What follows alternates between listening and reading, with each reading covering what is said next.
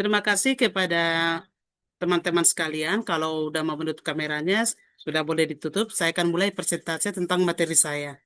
Terima kasih. Saya akan serahkan dulu untuk melanjutkannya kepada moderator. Buka tempat. Moderator saya, Mardiana, boleh dimulai webinarnya.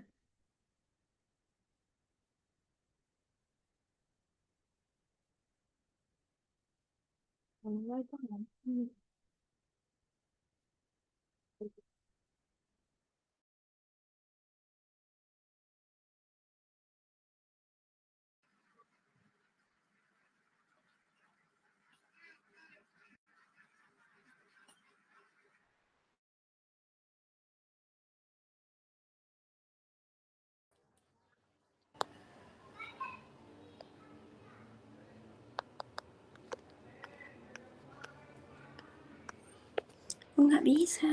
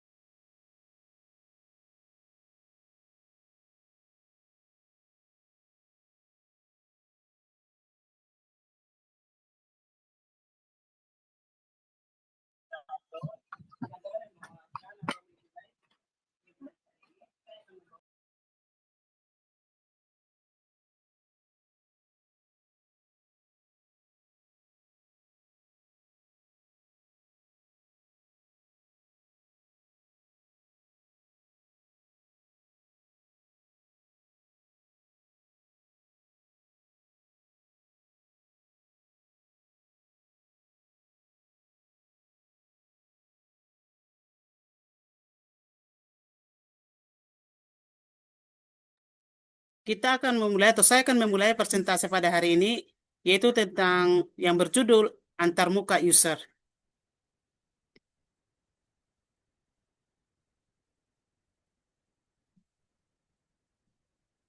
Kita mulai dari pengertiannya.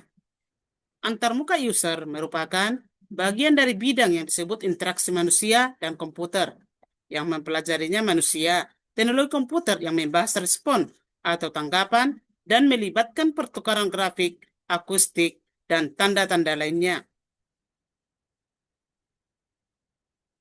Antarmuka user terdiri dari beberapa bagian, yaitu action language, berbagai bentuk dari memilih suatu item dari menu, menjawab pertanyaan, memindahkan window, atau mengetikkan suatu perintah. Kemudian,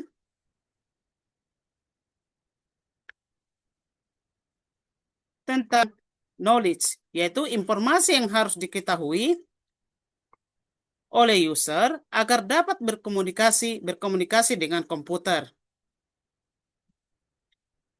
Selanjutnya yaitu user's reaction. User menanggapi tampilan, memproses isinya, dan merencanakan aksinya. Dilanjutkan dengan komputer, yaitu menerjemahkan aksi user atau input, mengeksekusi task atau misalnya komputasi, dan menghasilkan tampilan yang umumnya merupakan presentation language atau output. Yang dilanjutkan dengan dialog, serangkaian pertukaran atau interaksi yang teramati di antara manusia dan komputer. Faktor kualitas antarmuka yaitu desain layar, urutan interaksi manusia dan komputer, penggunaan warna, desintas atau kerapatan informasi, penggunaan ikon dan simbol, format tampilan informasi, dan pemilihan peralatan input dan output. Kita lanjutkan lagi dengan mode dari antarmuka user. Pertama itu interaksi menu. User memilih pilihan dari daftar pilihan atau menu. Command language, yaitu user memberikan perintah tertentu yang akan dieksekusi sistem. Dilanjutkan dengan pull down menu, yang umum digunakan dalam HUI, disusun dari atas bawah. Interaksi form. Komputer menyediakan bentukan input tertentu yang memudahkan user. Pertanyaan dan jawaban. Komputer menanyakan dan memandu user untuk menjawabnya.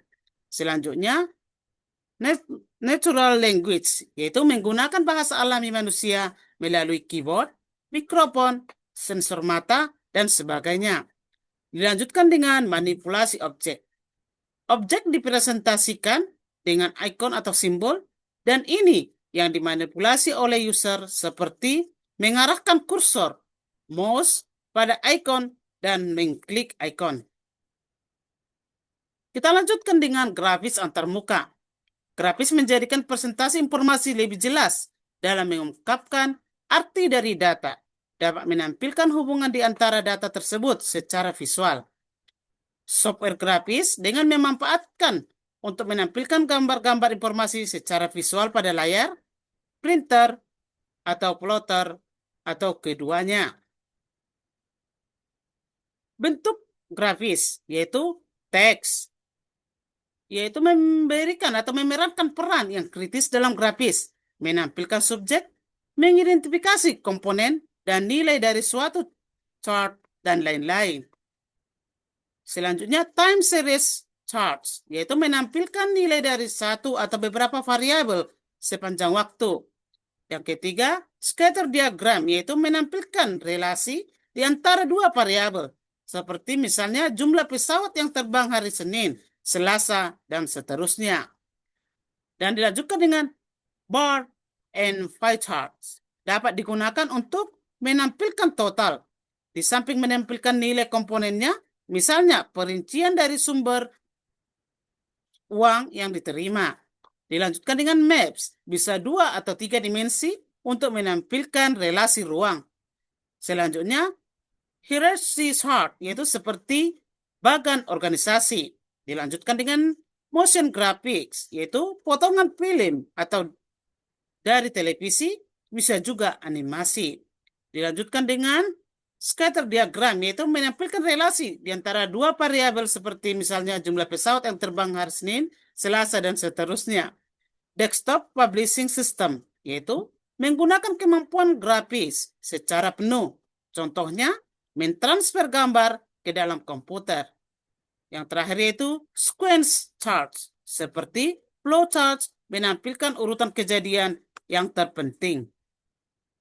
Contoh penggunaan grafis yaitu report atau laporan, presentasi, manajemen pelacakan kinerja, analisis, perencanaan dan penjadwalan, perintah, kontrol dan komunikasi, pusat pengendalian, manufacturing, grafis bergerak dalam pemodelan dinamis, penggunaan yang lain seperti dalam desain, rekayasa, gambar produksi, dalam manufaktur, dan lain-lain.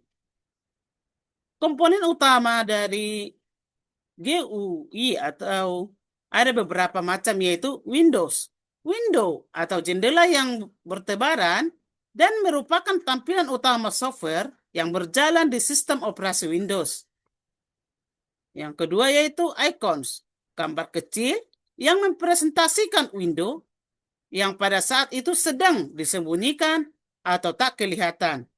Icon mempresentasikan objek-objek lainnya seperti file yang tak diinginkan atau item dari suatu menu dan bisa ditampilkan dalam berbagai bentuk.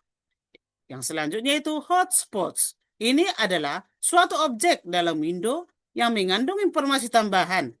Jika kursor menyentuh satu hotspot, maka suatu teks, suatu gambar, atau presentasi yang lain akan dihentikan.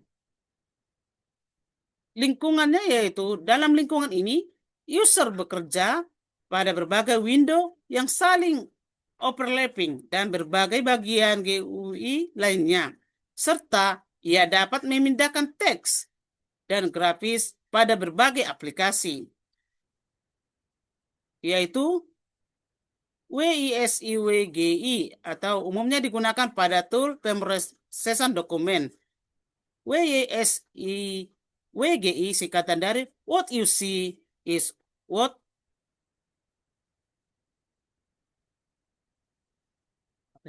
what you see is what you get. Ini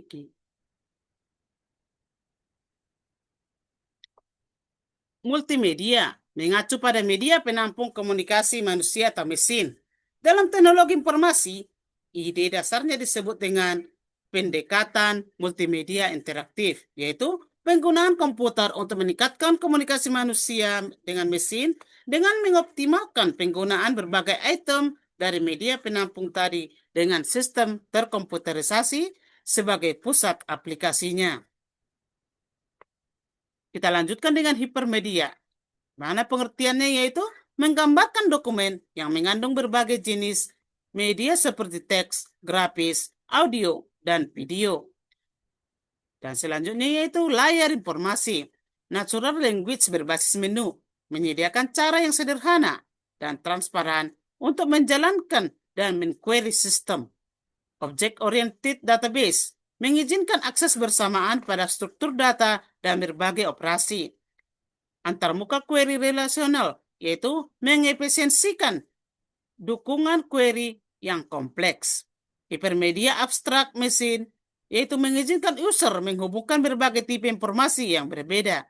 Media editors, yaitu menyediakan cara untuk menampilkan dan mengedit teks grafis, image, dan voice.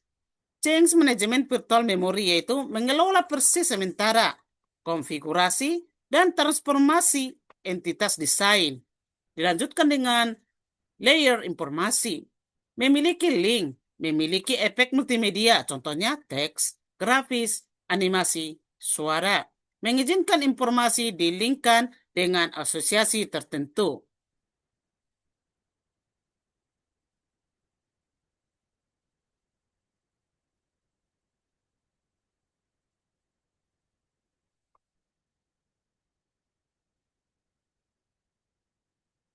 Simulasi konvensional. Simulasi merupakan metode yang berguna dalam permasalahan yang kompleks. Namun, teks simulasi ini biasanya tak mengizinkan pengambilan keputusan melihat bagaimana proses solusi dari suatu masalah yang kompleks itu dikembangkan. Juga tak ada interaksi yang terjadi. Validasi manajerial model. Gambar dikenal sebagai model dunia nyata yang lebih terbaca dibandingkan dengan tabel bilangan. Model visual bukanlah black box, selalu ada dalam pandangan penuh dan bisa dipercaya. Model visual dinamis menampilkan perilaku proses yang dilihat manajer setiap hari daripada perilaku rata-rata selama periode waktu yang lama. PIM menjadikan manajer dapat berinteraksi langsung dengan model daripada bekerja dengan model matematis melalui seorang analisis. Simulasi interaktif visual. Pengambilan keputusan dapat berinteraksi dengan model simulasi dan melihat proses kerjanya sembarang waktu. Ini dapat dicapai dengan menggunakan unit tampilan visual. Pengambilan keputusan juga memberikan kontribusinya dalam validasi model. PIM dan DSS. PIM digunakan dengan DSS dalam berbagai manajemen operasi. Metode ini dijalankan dengan menggunakan model interaktif visual dari suatu mesin pada statusnya yang sekarang. Kemudian, model ini dijalankan dengan cepat pada komputer, sehingga manajemen dapat mengamati bagaimana mesin itu seharusnya beroperasi di masa mendatang. Pendekatan serupa juga digunakan dalam membantu kesepakatan negosiasi di antara manajer senior untuk pengembangan rencana anggaran. Contoh dari PIM adalah jalur antrian. Geographical Information System atau GIS, di mana pengertiannya itu sistem yang berbasis komputer yang menangkap, menyimpan, mengecek, mengintegrasikan, memanipulasi, dan menampilkan data menggunakan peta terdigitalisasi. Contohnya itu 1. Peta demografis untuk customer dan tetangganya. 2. Informasi lokasi untuk toko, pengecer. 3. Informasi bagi pengendara. 4. Peta real estate bagi pemungutan pajak. 5. lokasi rumah untuk barang-barang keperluan rumah tangga yang mungkin bisa dibeli. 6. Manajemen bencana. 7. Melacak perjalanan truk untuk menentukan area pelayanannya, penjadwalan, dan regulasinya.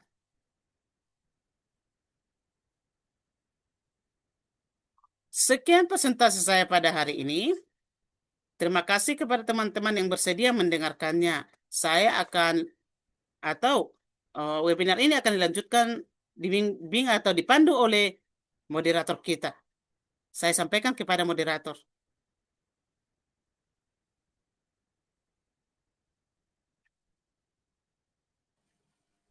Baiklah, terima kasih kepada narasumber atas pemaparan materi yang sangat informatif dan bermanfaat. Selanjutnya kita akan memasuki sesi tanya jawab. Bagi peserta yang ingin mengajukan pertanyaan, dipersilakan untuk menuliskan pertanyaan melalui kolom chat yang telah tersedia.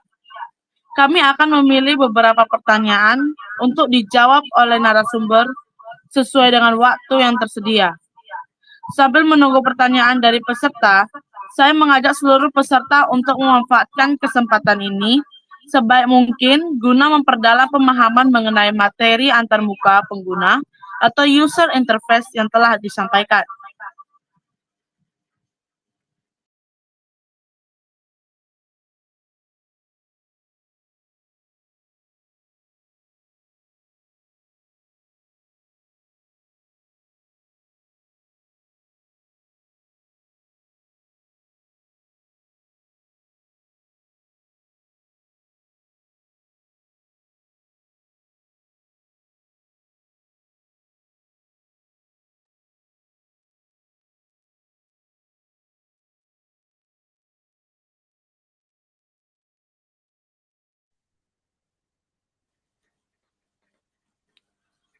Baiklah, telah masuk beberapa pertanyaan dari peserta. Untuk pertanyaan pertama, saya persilahkan Saudara Yerda untuk bertanya. Perkenalkan, nama saya Erda. Di sini bertanya dengan satu pertanyaan. Mengapa aspek aksesibilitas perlu diperhatikan saat merancang antarmuka user, dan apa contoh penerapannya bagi pengguna dengan kebutuhan khusus? Sekian dari pertanyaan saya, terima kasih.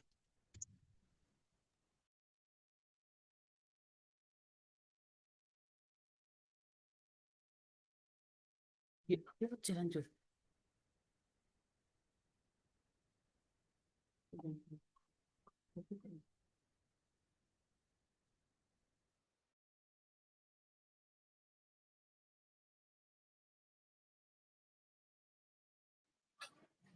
Terima kasih atas pertanyaan Saudara Yerda.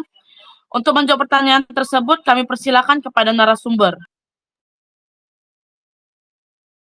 Saya sebagai narasumber akan menjawab pertanyaan dari Saudari Irda, yaitu mengapa aspek aksesibilitas perlu diperhatikan saat merancang antarmuka user dan apa contoh penerapannya bagi pengguna dengan kebutuhan khusus. Aksesibilitas perlu diperhatikan agar sistem atau aplikasi dapat digunakan oleh semua orang, termasuk mereka yang memiliki keterbatasan fisik atau fungsional. Contoh penerapannya itu menyediakan fitur alternatif teks atau teks deskripsi pada gambar untuk pengguna tunanetra yang menggunakan screen reader, memberikan pilihan ukuran font yang bisa diperbesar untuk pengguna lansia, atau memastikan kontras warna antara teks dan latar belakang cukup tinggi agar mudah dibaca oleh pengguna dengan gangguan penglihatan atau color blindness.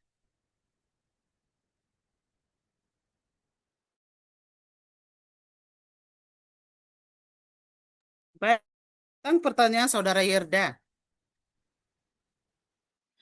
Baiklah, untuk pertanyaan selanjutnya, saya persilakan kepada Saudara Riki untuk bertanya. Oke, baik. Selain faktor kualitas yang disebutkan di materi, ada prinsip penting dalam UI modern yang disebut user control and freedom. Apa maksud dan prinsip tersebut dan mengapa penting dalam sebuah antarmuka?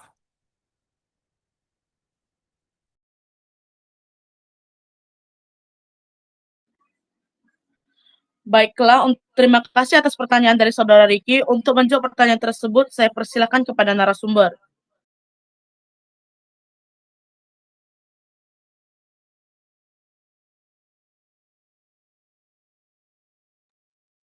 Terima kasih atas pertanyaan saudara Ricky, yaitu selain faktor kualitas yang disebutkan di materi, ada prinsip penting dalam UI modern yang disebut user control and freedom. Apa maksud dari prinsip tersebut dan mengapa penting dalam sebuah antarmuka? User control and freedom adalah prinsip yang memberikan kebebasan kepada pengguna untuk mengendalikan tindakan mereka sendiri di dalam aplikasi. Contohnya adalah menyediakan tombol undo atau batalkan dan redo, serta tombol cancel atau close, yaitu keluar atau batal. Yang jelas, saat pengguna salah mengklik sesuatu, hal ini sangat penting agar pengguna tidak merasa terjebak atau frustasi ketika melakukan kesalahan navigasi, sehingga mereka merasa tetap memegang kendali penuh atas sistem. Sekian jawaban saya terhadap pertanyaan saudara Ricky.